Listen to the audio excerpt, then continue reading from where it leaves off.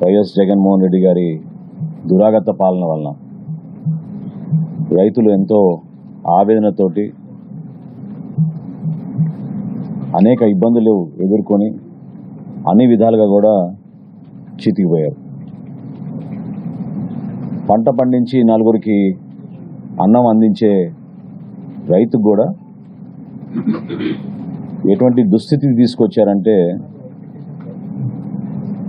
తన భుక్తే ప్రమాదంలోకి నెట్టేసిన నిస్సహాయంగా రైతు ప్రభుత్వం నుంచి ఈ రాజకీయ వ్యవస్థలో ఉన్న నాయకుల దగ్గర నుంచి అధికార యంత్రాంగం గురించి సరైన సహాయం అందుతుంది, ఆదుకుంటారు అని ప్రతి సంవత్సరం కూడా ప్రతి పంటప్పుడు కూడా కన్నీరుతో మిగిలిపోయిన పరిస్థితి మనం చూసాం. రైతుల దగ్గర కొనుగోలు చేసిన ఆహార ధాన్యాలని కూడా వీళ్ళు పూర్తిగా బకాయిలు పెట్టేసి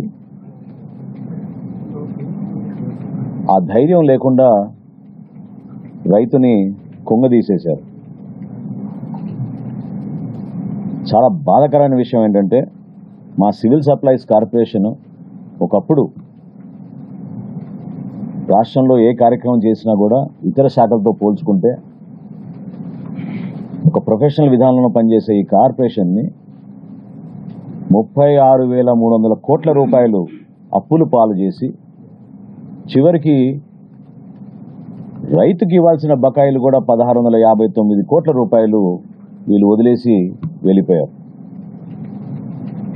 అంటే రాష్ట్ర ప్రజలు కూడా గమనించాలి, ధాన్యం సేకరించి ఆహార భద్రత కల్పించే బాధ్యత కలిగిన కార్పొరేషన్ ప్రతి సంవత్సరం మేము చేస్తున్న కార్యక్రమాల్లో కూడా వీళ్ళు తలదూర్చి అన్యాయంగా 36,300 కోట్ల రూపాయల రుణాలు చేసి డబ్బు ఇవ్వాల్సిన రైతుకు కూడా చివరికి ఆదుకోకుండా మోసం చేసి 1,659 కోట్ల రూపాయలు బకాయిలు వదిలేసి వీళ్ళు వెళ్ళిపోయారు. రైతుల దగ్గర కొనుగోలు చేసిన ఈ ధాన్యానికి బాధ్యత మాది, ప్రభుత్వం అనేది నిరంతరంగా జరగాల్సిన ప్రక్రియ.